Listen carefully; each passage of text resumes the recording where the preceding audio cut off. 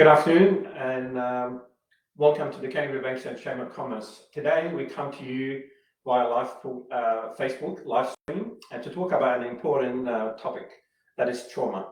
But before that, I'd love to introduce that we are all part of the BRAVE program, and this program, thanks to the New South Wales government, is focused on helping women return to work. What we mean by return to work, there will be stages of training, upskilling, and tools provided to help women become job ready. Today's topic is about trauma, and we've got three amazing ladies who they have experienced trauma. But the point from this exercise is to create a sense of hope and a light at the end of the tunnel, and how can we conquer those challenges. So I would like to introduce Courtney Whittle, a young mother and the founder of the Georges River Motherhood Network, a not-for-profit organisation. We will also hear from Renee Shaheen, who has more than 20 years experience in the banking sector and presently serves as a senior relationship manager at Unity Bank. And we are honoured to have Dinaz Lentin, a survivor of various traumas, who has transformed into global change maker. She is an author, an international resilience and change keynote speaker. So we'll begin our questions by reaching out to Courtney. Courtney, would you like to share a personal story of resilience or triumph from your own motherhood journey? Thank you, Wally. Yes, so I am a mother to two sons. When I became a first-time mum, I really felt like I had found my purpose in life. I felt a strong connection to my child and to my identity as a mother. So it was a no-brainer for us when my husband and I decided to have our second son, Parker. So unfortunately, I gave birth to Parker at the beginning of the COVID-19 lockdown. So all support systems were stripped from us, and it was a very uncertain time for many of us. But what really took me by surprise is how I went from being this mother who was thriving and loving every day in her role as mother to basically drowning in motherhood. I had my children were perfectly healthy. They were beautiful. I had so much love for them, a wonderful supportive husband, and a really lovely life. But I couldn't shake this sense of something wasn't right. And by 5 months postpartum, I developed postpartum depression and anxiety with suicidal ideation. So it was a very challenging time in my life. And basically, even though I felt like I was the reason I had developed this very common postpartum mood disorder, and it was my fault, I was failing, I wasn't equipped, I wasn't a, good enough woman or mother, and all of those crazy thoughts that come with postpartum depression and anxiety.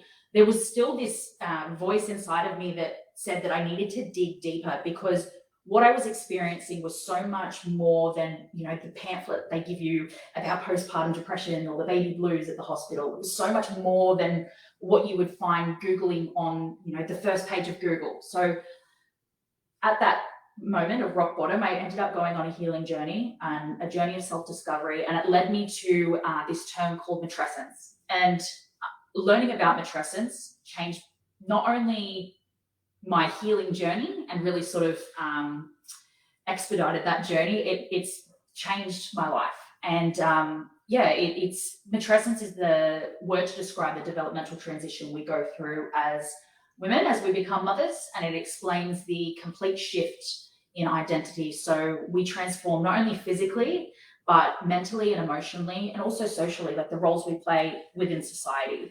That's basically my rock bottom has taken me now to understanding what matrescence was. And matrescence, that word, forms the basis of what my not-for-profit organisation is all about, which is the Georges River Motherhood Network. So is it fair to say that, and that applicable to any person, so we're going to face challenges, but it's good that we can discover a pillar of support. And once we can identify that pillar of support, we can just hang on to it and build that confidence and move forward with life.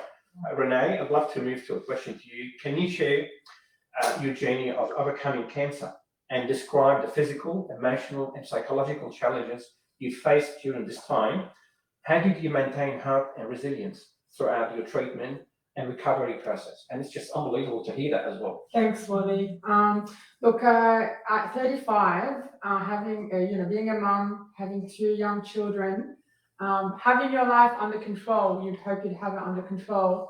I was working full time. I was finishing my MBA. I was looking after my family. I was doing my own thing.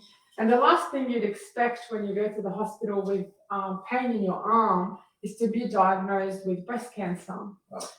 So that came as a complete shock to me, my family, my husband, my children, my friends, my colleagues, my community. This was the toughest time of my life. Not only it impacted me, but it impacted my family so heavily. For me, I'm a very independent woman. I run the house, I run my job, how I want to work. I'm there for everybody. So losing that independence by going through a very heavy course of chemotherapy, I call it the necessary evil because it ultimately saves your life. It's part of the process. Yes, but through it, you go through many things that I perhaps shouldn't, say this, but very, very confronting things. And for my family, for my kids, it was very difficult for my kids to miss out milestones where I wasn't there for them. So my son finished, his primary school and I wasn't there. My daughter had her dance concert that year and I wasn't able to attend. It does impact you on so many levels, the physical levels, the emotional level, without the support of family and friends and trusted sources. If it's not family, it could be anyone in your community that supports you through this challenge. And also through my faith. My faith carried me through this, and the knowledge that I have someone out there looking out for me and protecting me, and that's going to get me through this, really, got me through. The hope that I needed to say this, is the knowledge that I have access to the best medical treatment in the world and to the best medical doctors gave me hope that I'm in very good hands and that I'm going to be okay. I'm very privileged to live in this country and to have access to those, to those medicine. The hope that kept me going and the resilience was the thought that I was going to be there for my children for a very long time coming, and for my family. So I couldn't imagine their life without their mum. And I didn't want them, I would do anything to be there for them, and I was going to get through this for them.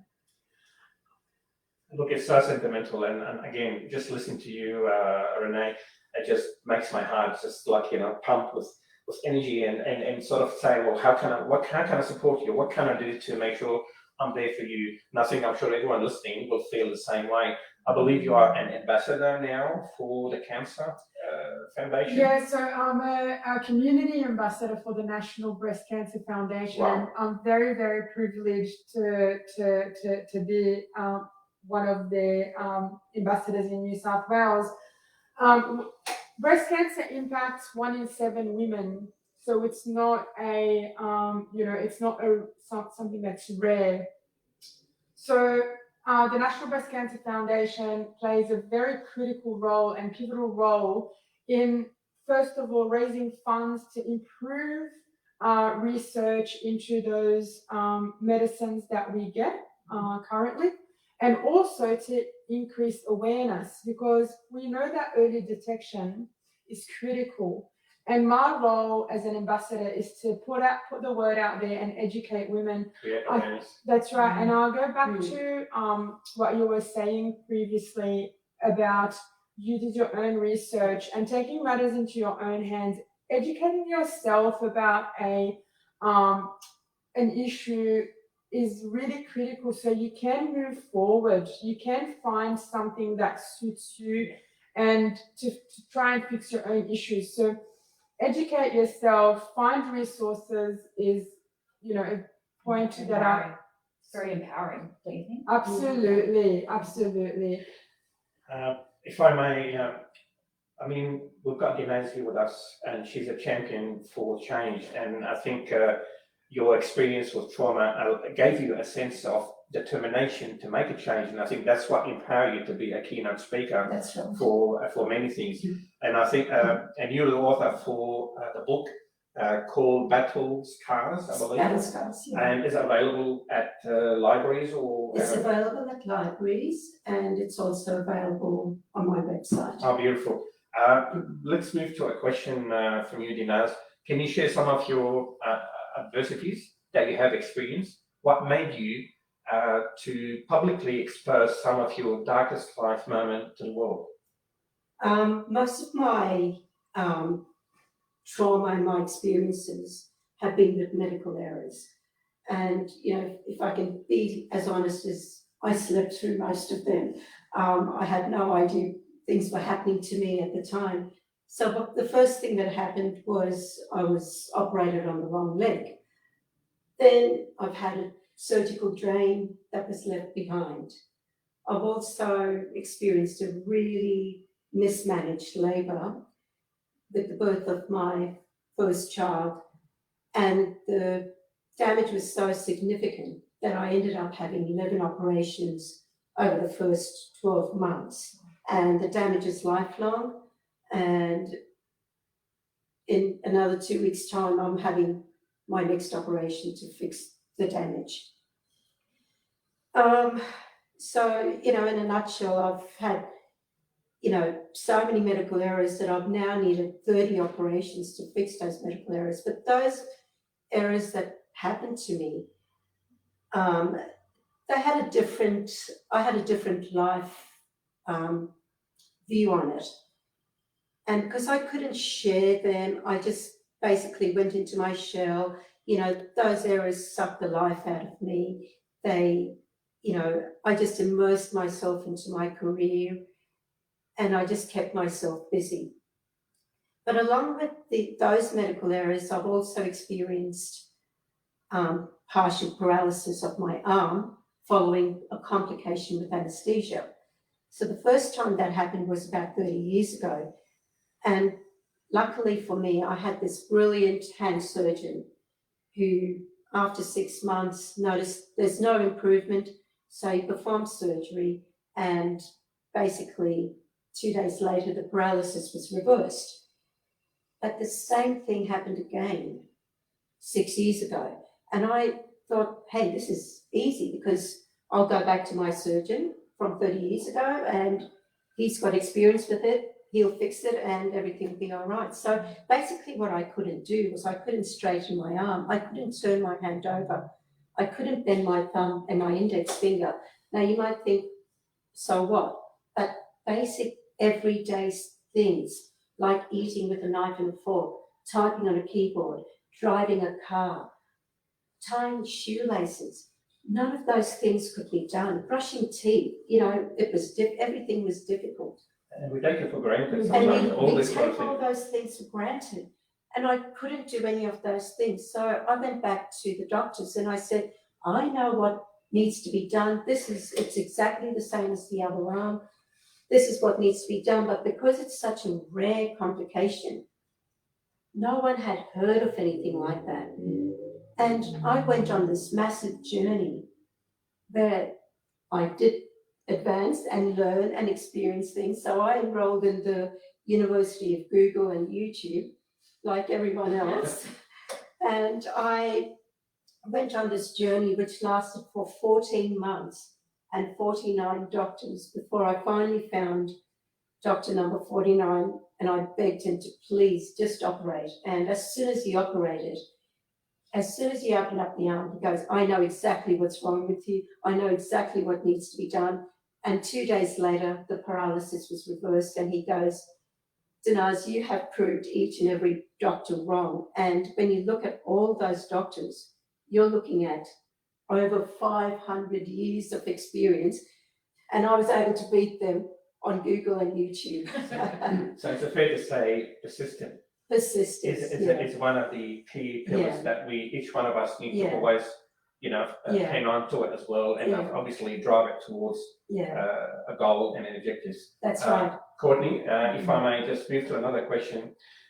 How has your personal journey as young mother influenced your work with the Georges River Motherhood Network, and how do you leverage your experience to support other mothers facing challenges such as social isolation and postpartum depression? Yeah, so what I experienced was completely preventable. Now, that's not going to always be the case when it comes to postpartum depression. It is it's complicated. There are a lot of different factors that can go into why a woman might experience that and develop that common disorder. For me, it came down to not understanding what matrescence was. So to recap on what I said, matrescence is a developmental shift a woman goes through as she becomes a mother. So as I mentioned, I had this wonderful experience as a first-time mother, going into it as a second time, trying to juggle all of the things that you need to as a mum of two, while also going through COVID times. I wish someone had have said to me, you're not going to have the same experience, and that's okay, that your identity is going to shift again. Anytime I tried to reach out for help and speak up that maybe things weren't quite right, I would feel shame. I would feel invalidated. People would shut me down because on paper I had everything, and to the outside world, how dare you complain? Because society doesn't like mothers to ever paint a picture other than pure bliss and perfection when it comes to their experience of motherhood. So for me, all of that suppression, it led to depression. So as we've talked about, really empowering ourselves and going on those journeys of trying to understand what has happened to each of us. It's very amazing that all three of us have that similar story to tell there. I've utilized both my personal experience of developing, battling, and overcoming postpartum depression, along with my professional training, to put together a program that allows, and a network and a community of amazing women where they have a safe space to come and share the great stuff about being a mother, but also feel safe to share about the not so great stuff and the ambivalence that comes with being a mum and the grief that comes from being a mum. And I'm not talking about the grief of losing a loved one. I'm talking about the grief of letting go of your old identity, which again, society does not allow us to speak about. You won't find this in medical textbooks. Your doctors won't talk to you about it. You won't find out this information, through your midwife program. But this information about understanding what is going on with you on a personal level has the ability to really transform a woman's experience of motherhood. So that's what I do. I put those two things together and have created a 6-week program where we're supporting women to understand what matrescence is and guiding them through that I try to make it as safe as possible, but in a really welcoming, authentic space where they can just really be true to what they're experiencing. So admirable, and like what's great, what you've done here is basically you've taken a corporate responsibility attitude to not just, it's not about legacy, but you're really trying to make a difference and support others. So well done. I want to move to talking about personal experience as well. Renee, and we talked about you're an ambassador for Breast Cancer Foundation. How has your personal experience with cancer influenced your approach to advocating for women's health and supporting others facing similar challenges? The experience that I've gained has helped me to be empathetic with women that are going through a similar situation, because you know what they're going through, so you relate to them. They look at you for advice, they look at you for guidance. And when this happened to me, I thought to myself, I'm going to turn this into something good. I want to do good. And I think all three of us have that, or in us, that we've turned a bad situation into a good situation where we're using our experience to help others. Women are critical to our society. We feel with each other. We're mums. We know what we go through. We know what each others are going through, in our workplaces, at home, with our children, without children, whatever it is. So it's, if it's not something good that comes out for me, why can't it be something good that comes out for someone else? And using my voice to raise awareness is something that is free.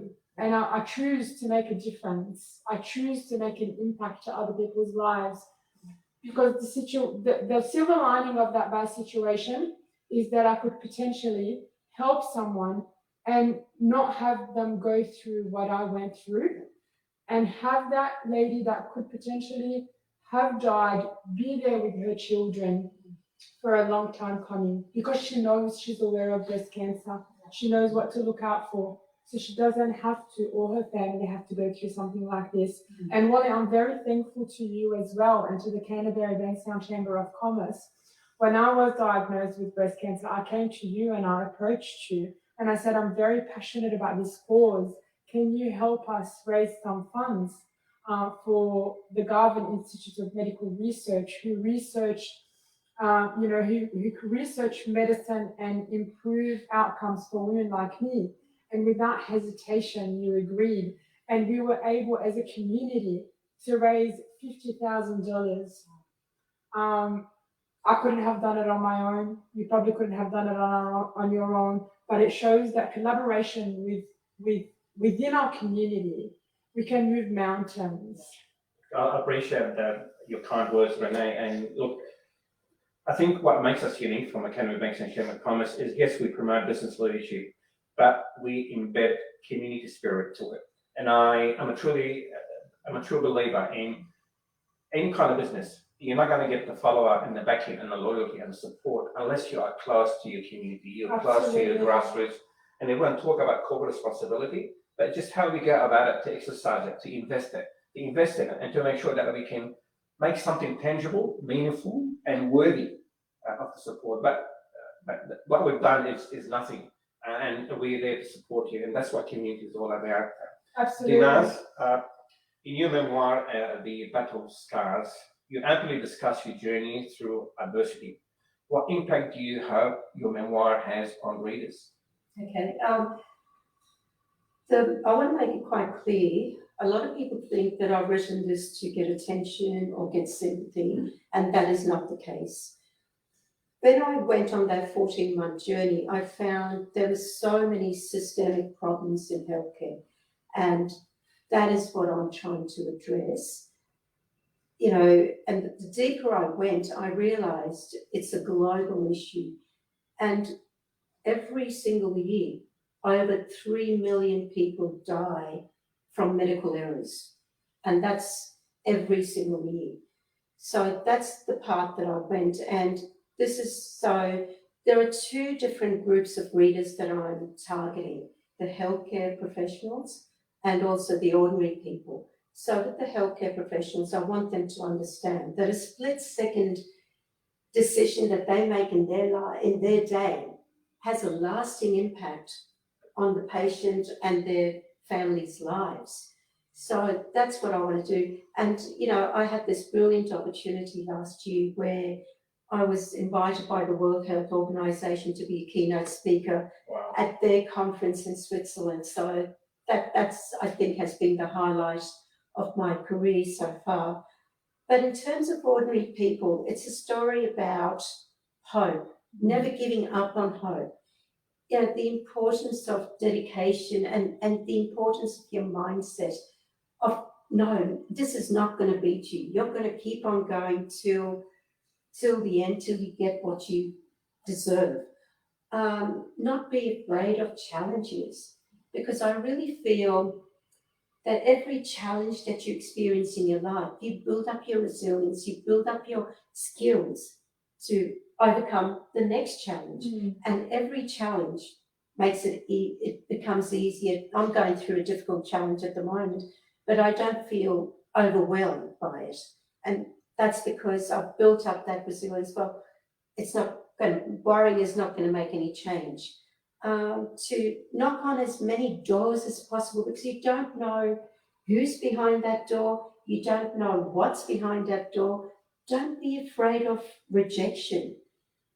Just keep on plodding forward. And basically, it's, if you want to go from one place to the next, it's really in your hands. You are in control of your own destiny. You know, I'm inspired to see someone local, obviously being given the opportunity to stand in for water organizations. And can you just elaborate more on that moment? How did you feel? I mean, just I cried. I think I haven't cried in a long time, but I cried with shock when I received that first email. And I thought, is this someone pulling my leg? You know, is this no, it's not April Fool's Day. It was a mind-blowing experience. And it was, when I was there, it was such an amazing experience. I was, if I can position myself, you know, Dr. Tedros, you know, who's the Director General of the World Health Organization, he's in the middle. Next to him is the Director General, who's one level below Dr. Tedros, and next to him was me, you know, like I was with the boys. And, you know, on the other side of Dr. Tedros was Dr. Neelam, who's the head of patient safety globally at WHO. And next to her, on her right, was Sir Liam, who used to be the Queen's, when she was still alive, the Queen's physician. So I was with the good people. Yeah. do you feel your message obviously resonated and you sort of Making a change. created an impact? Yes, it's a long process, but it's basically, the book has opened not doors for me, but the book has put medical errors on the map. So it opens In a up, nice way, like yes, in a nice way, to open up discussions. So, because you can only fix something if you open up and talk about it. I think we need to be there is and in a constructive manner Yes. to discuss our issues and make sure that we can enhance, improve rather than. Yeah, and everyone who works with me, they know that I'm not coming in from a sympathy level or, you know, ranting and raving. They can see the genuine passion that I've got to make a change.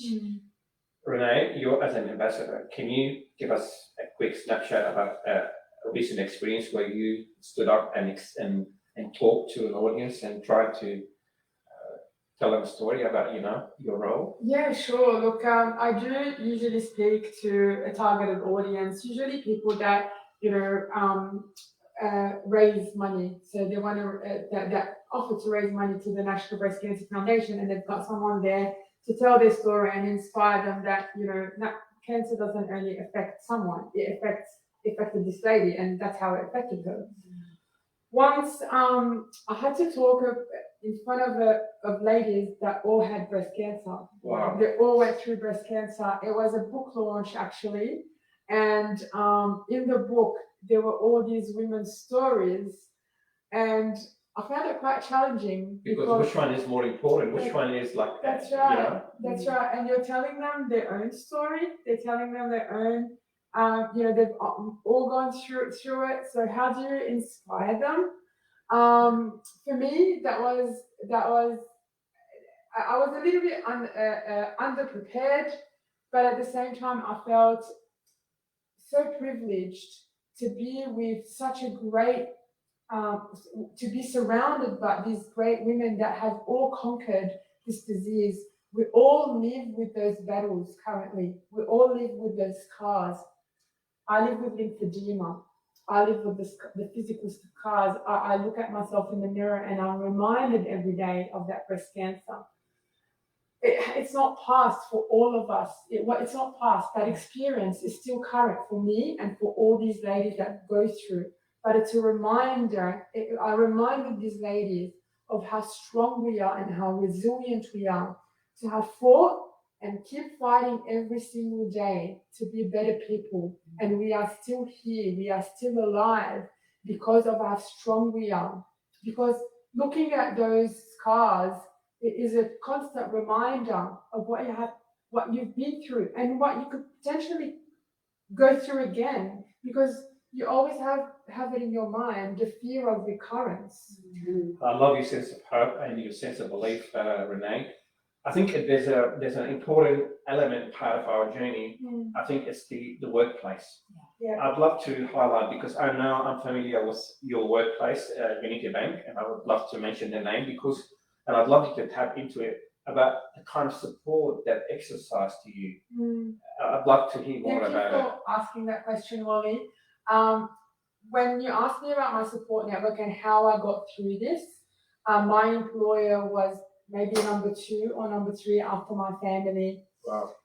They're working for an organization that lives by its values, not just talks about them. Just walk the talk.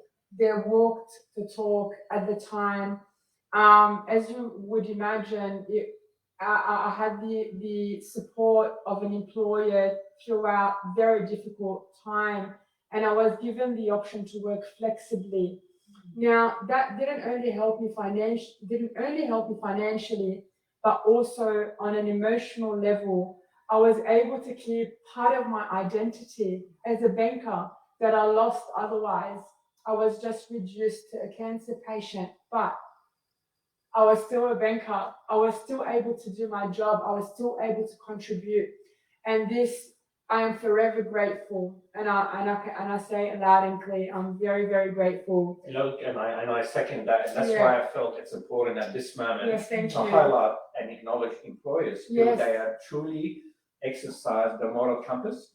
And when they talk about community responsibility and corporate responsibility and social responsibility, they are truly walk to talk about it, and it's important to highlight. And I think congratulations to Unity Bank, because they provided a leading example, and I think that's what's missing in today's society. We need to remain caring, but we need to remain helpful, and I think all our journey need to have a feeling to it. I think going into that dry sort of digital non-feeling process, I think it's not helpful. We need to come back to reality, need to back to human factor and bring the human element to it. Yeah. So I don't know.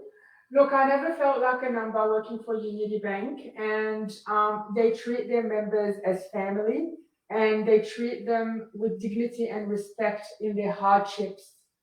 And that's what they did. They treated me with dignity and respect throughout my hardship, and I'm forever thankful. And I think that what highlights loyalty. That's what loyalty. I think it's a Absolutely. clear definition Yeah. about loyalty. Absolutely. Courtney, I'd love to listen to hear from you. What advice do you have for women seeking self-employment or re-entering the workforce after experiencing trauma? There seems to be a real theme here between all three of us, and that's hope. So for anyone out there listening who is currently going through their own traumatic experience and you are feeling hopeless, I hope that listening to our journeys and our stories can maybe light that little spark in you, because that's all it takes. It takes one little spark when you've lost all strength and all hope, just one tiny spark. And then it's just one step after the other to whatever that may be, finding the answers as to how you overcome your traumatic experience. So just like we have, it is not easy. It's not easy, and you will have your own challenges. But I think some of the most important things to remember is when you are returning to the workforce, taking the time to understand your traumatic experience. And if you have the opportunity to work with a professional who can help you understand and process that trauma, particularly on a somatic level. So trauma can stay stuck in our bodies, and the smallest and strangest things can trigger it. Just like what Renee was saying, you know, we still live with our scars. You can see yours on the outside, mine are on the inside. I don't have physical scars to show for it. But, you know, had I listened to that voice in my head, you know, when I was at my rock bottom, that my family would be better off without me, I wouldn't be sitting here today. I wouldn't be here fighting for social change, for, you know, the way mothers are supported and guided through early motherhood. So really just take that time to process and understand where your triggers may lie, because I think that's going to make a world of difference. Also as well, you know, finding purpose within your pain. It's not going to be the case for everybody, and just, you know, obviously I can't speak to everybody's experience, but the three of us have managed to turn our painful experiences, our darkest moments, into purpose. So I think if you're looking for a self-employment opportunities, it's always a great place to start there with helping other people. You know, my 6-year-old son said to me the other day, Mum, why do you want to help other mums when no one was there to help you? And I said, that's the point. It's because I don't want, just like you, I don't want someone else to ever feel the way that I did, and use that, use that to drive that change.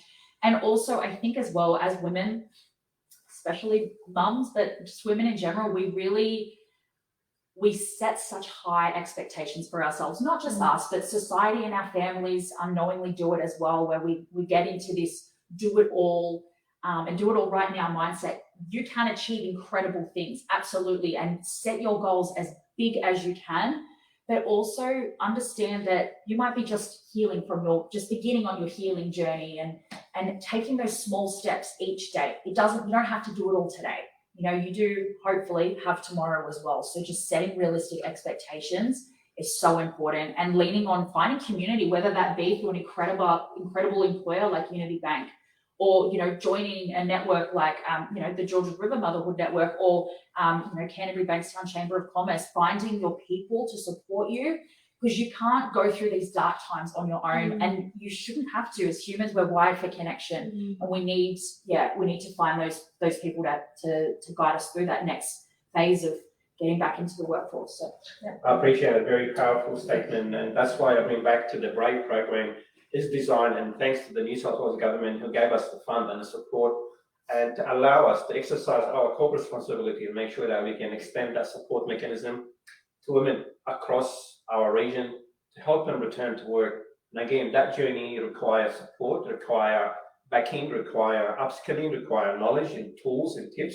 And hence why we encourage everyone who is listening. And if you have a friend, or if you know someone, reach out to us. Stay in touch. Come to our events facilities. We are running a number of workshops to make sure provide the right tools and mechanism. They are available for everyone to participate, and they are for free. Courtney, I want to come back to an important support pillar here. With Renee, we talked about the employer, but in your case, I believe your husband played an amazing role. Can we elaborate more on that? he did. Unfortunately, when I was at my rock bottom, I was reaching out to a support network that is very much pushed within the motherhood community, that unfortunately didn't have capacity to help me at that point. I was very lucky to have a husband who had no idea what was going on, but he would not stop ringing my phone and ringing and ringing and ringing. I kept decline. I did not want to speak to him. And, I looked at all these missed calls and looked at my phone screen, and I saw my two beautiful baby boys and this husband of mine who makes me emotional, who would not give up on me.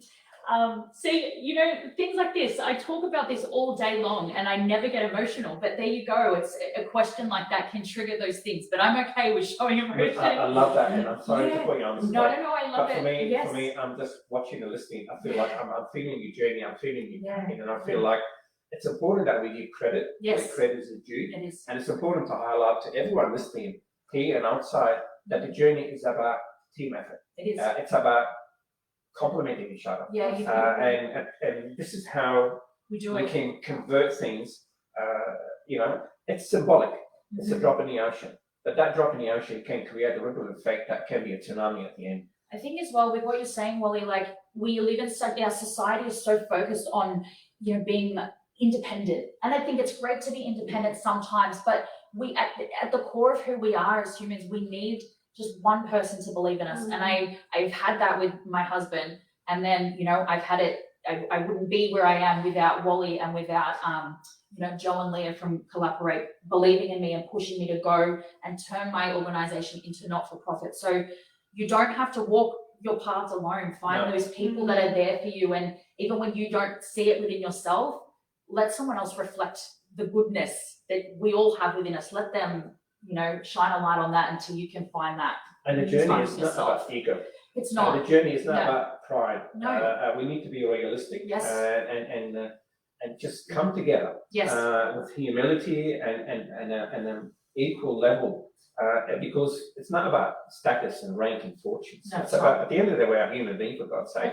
And what makes us unique as true Australian, and I think that's part of the integration, that we have an Australian spirit, and I think we need to embrace it and exercise it and lead the way by example. Dinaz, I would love to I think our last question, if I may trouble you, as a resilience and change keynote speaker, what practical strategies do you recommend for fostering resilience in the face of life adversities? This is really interesting because listening to you ladies talk, it's what I'm about to say is just so well summarized by what I say in my keynotes to people about resilience and overcoming challenges and change. And, you know, think about a map. If you want to go from one geographical location to another, you need a map to go from one place to the next. When you go through difficulties in life, or you want to achieve something grand in life, you want to go to the Olympics or play the drums like I want to, you've got to have another map in life. And it's as simple as that. If I can spell out map, M-A-P, M is your mindset. You've got to have that determination to just keep on going and not give up. And no matter how many steps backwards you need to take, you still have to have that single-minded focus that you just need to plod along and keep going forward. A is for advance. So advance is, you've got to advance your skill. You've got to grow yourself. You've got to develop new skills and new knowledge, which you've done, and I've done. I learned about the anatomy of the arm when I had to advance. I learned about drugs. I learned about IV cannulas. I learned about reading MRIs and X-rays and ultrasounds. I learned about so many different things that my hand surgeon actually said, I think you know more about the hand than most doctors do. P is for people. You cannot do it without people, but you've got to have the right people by your side. You can't just have people who are going to discourage you. And, you know, the same three things that I talk about, you've also talked about in the last half hour. And I bet if anyone reads any book by any successful business or any successful person, those three things come up every single time. And those three things are totally in your control. And every time I face a challenge now, I look at the scars on my arm and I go, that didn't beat you. Nothing's going to beat you. It's good to have that kind of something to hand on and become like a reminder for us. Yeah, Renee, absolutely. final word, quick message. Look, we all go through challenges. Life is just full of challenges. It's just what you do with it. So use it for something positive. Use it for doing good, like us, because we can't control what happens to us, but we can control how we react to it. Yeah. So. Yeah, no, so sorry, Courtney, if I can, with the final words. Yeah, and exactly. Don't, you can't control what happens to you necessarily, but the most important thing is don't stay stuck in your trauma. Find a way through. Now, I mentioned getting professional help. I'd like to mention the Bankstown Women's Health Centre. They do some incredible work within this community. So if you can't afford to go and see a psychologist, please go and have a look at the incredible services that they have on offer. Yep. Okay, and I'd like to as well mention that if this topic has triggered any distress, please call 1800 011 511 for support. It's a New South Wales mental health line. And I'd like to conclude by once again thank all the members of the Chamber, Women New South Wales Government, and on this occasion I'd like to thank Collaborate for allowing us to use their office to broadcast live through our Facebook channel to you. Please stay tuned. We have ongoing live online activities, and we have in-person, face-to-face activities. Visit our website, reach out to us, and we're here to support you. Enjoy your afternoon and stay amazing, everyone. It's been a lovely afternoon. Yeah.